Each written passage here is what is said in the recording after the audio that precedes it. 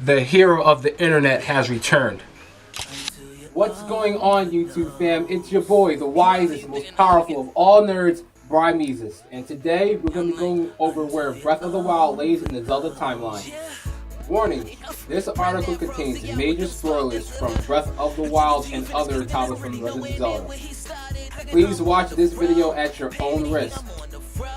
So Breath of the Wild has been out for 3 weeks, but even well before Breath of the Wild was released, I'm talking E3 2014 when the game didn't even have a name yet. What Zelda fans were concerned about most, other than the official release date, was where does this game lie in the Zelda timeline? Discussing the Zelda timeline has been one of the most enjoyable aspects of the franchise, perhaps only second to actually playing the games. The enigma of the Legend of Zelda timeline has caused so much controversy amongst fans, even after the official timeline was released in Hyrule Historia. And that's mainly because there are very few strong parallels throughout the games and the series. Even in the direct sequels, there have been many drastic changes. To give some examples, in Majora's Mask, which takes place directly after Ocarina of Time, it is unclear exactly how Termina is connected to Hyrule. Nor is it clear if it has any significant effect on the timeline besides just being a sequel to Ocarina of Time. In the Wind Waker, which takes place 100 years or so after Ocarina of Time, Link is around the age of 13 or younger, where he rediscovers the Triforce of Courage and wielded the Master Sword. But in Ocarina of Time, Link wasn't able to wield the Master Sword until he was at the age of 17. Wind Waker also had 2 sages that were responsible for praying in order to retain the power of the Master Sword. Something that was never seen before or needed in Ocarina of Time. Was there possibly another hero that emerged after Link in Ocarina of Time? This would make sense because the prologue in Wind Waker is barely applicable to Ocarina of Time. In Spirit Tracks, would take place 100 years after the events of Wind Waker and Phantom Hourglass. There is a brand new race of sages, but where could they have come from in only 100 years? Why the sages are practically ghosts in Twilight Princess but are living species in Ocarina of Time?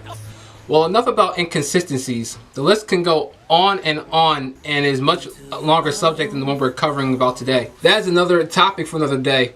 What you all came here was for the definitive answer as to where Breath of the Wild fits into the Zelda timeline. What we do know is that on February 9, 2017, Eiji Aonuma confirmed that Breath of the Wild comes after Ocarina of Time. That wasn't a hard guess, most of the games in the timeline do. He also said that Breath of the Wild takes place in a timeline where Ganon appeared multiple times. What a lot of players have concluded is that Breath of the Wild takes place in the Child Link timeline, where Link is sent back to the past by Zelda to warn the king of Ganondorf's evil plans. It also states that a particular cutscene in Breath of the Wild, the hero is chosen by the sword as shown bravery and skill in the face of darkness and adversity. Whether in the sky or skybound, adrift in time, or steeped in the embers of twilight, the Wolf Link amiibo also allows Wolf Link to be making an appearance in Breath of the Wild. With most fans agreeing that the references Zelda used were the games Skyward Sword, Ocarina of Time, and Twilight Princess. This will make it easy for a fan to place Breath of the Wild in the Child Link timeline. But technically all that can apply in a single game, that is Skyward Sword, where Link was also obviously skybound, but also traveled through time. He even traveled through the Silent Realm, which has an uncanny similarities to the Twilight Realm, and might very well be the origin of the Twilight Realm itself, even more so than Lorule. And you have to remember, Link has also been skyward bound in other games, such as Zelda 2: The Adventure of Link and Minish Cap. He has also been adrift in other games such as Oracle of Ages. So one could also reinforce the theory that Breath of the Wild takes place in the childhood timeline, because not only does Link visit the Twilight Realm and Twilight Princess, but also travel through time in the Temple of Time dungeon, and go skybound in the City of the Sky dungeon. But what about Korok seeds? What about the Rito race? What about the shrines? Where and when did the Guardians come from? Why wasn't the Gerudo race seen in Twilight Princess? Why is Zelda and Link's hair blonde instead of brown? Why are the 3 dragons we see are the 3 dragons that we see in Breath of the Wild the descendants of the 3 dragons we saw in Skyward Sword? If so, why haven't they been featured in any other game until now? What in the world happened to Link's signature green tunic? Well, I will try my best to explain most of these. After conducting my own research, I have concluded that there is more evidence pointing that Breath of the Wild takes place in the downfall of the hero timeline than any other. We have to remember that after Ocarina of Time, the timeline officially splits into 3 parts.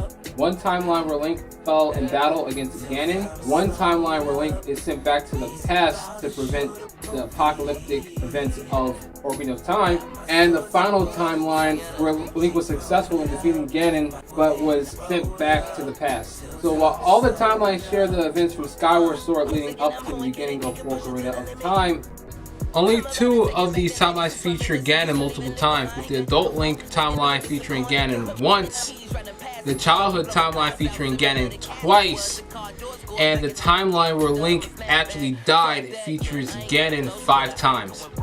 What we learned in the cutscenes in Breath of the Wild that the Calamity Ganon appeared before the current fall of Hyrule, which was 1,000 years ago, which resulted in the history becoming more of a fairy tale than actual fact. But it also mentioned that Link and Zelda would face Ganon time and again.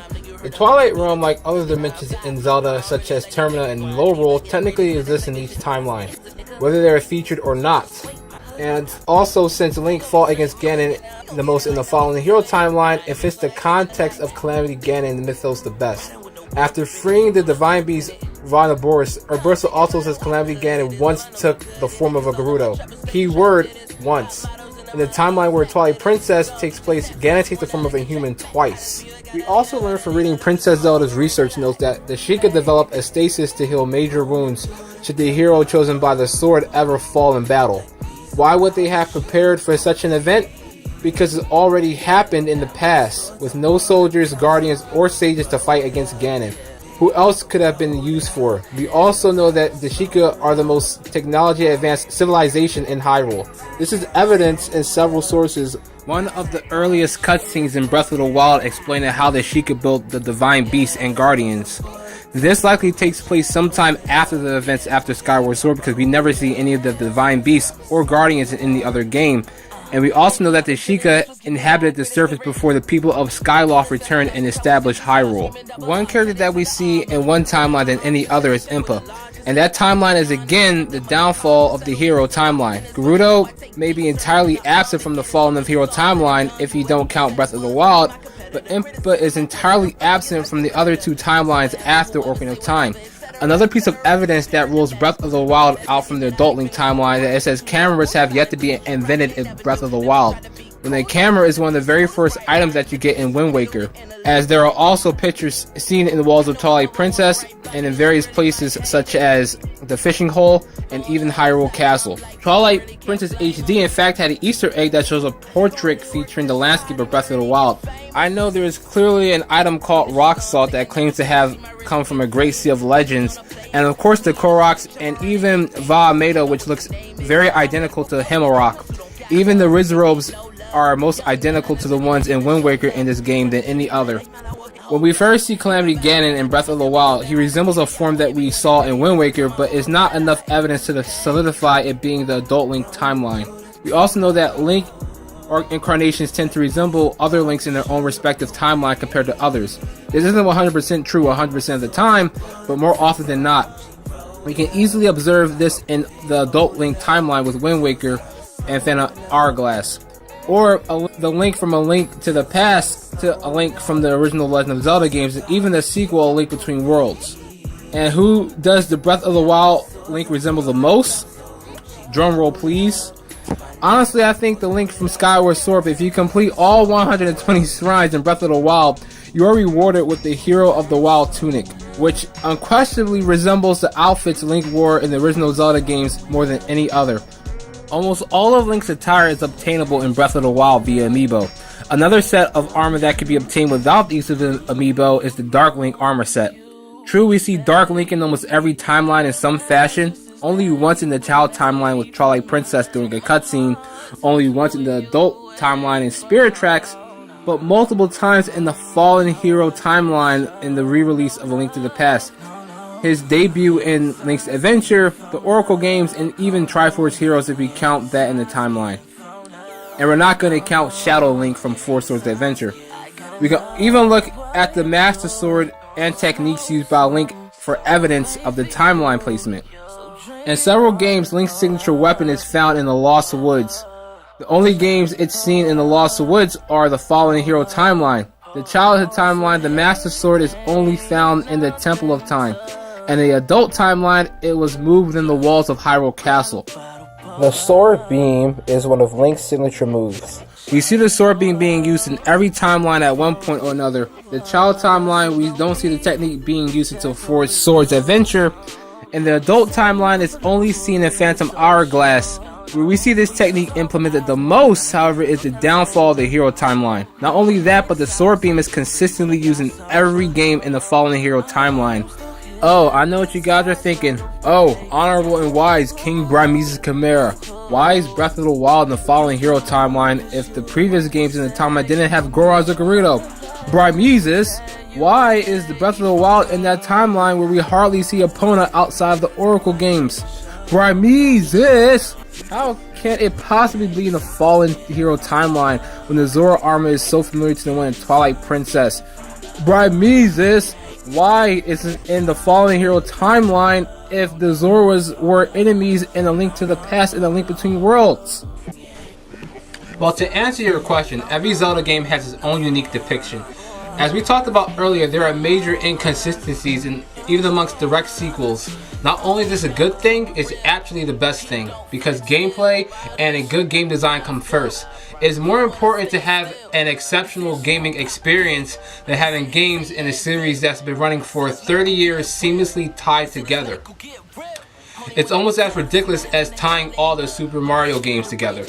And it's called The Legend of Zelda, not the unaltered, unembellished, totally realistic historic chronology of Zelda. Nevertheless, it's always going to be fun to talk and dispute about the Zelda timeline, especially in regards to the placement of future games.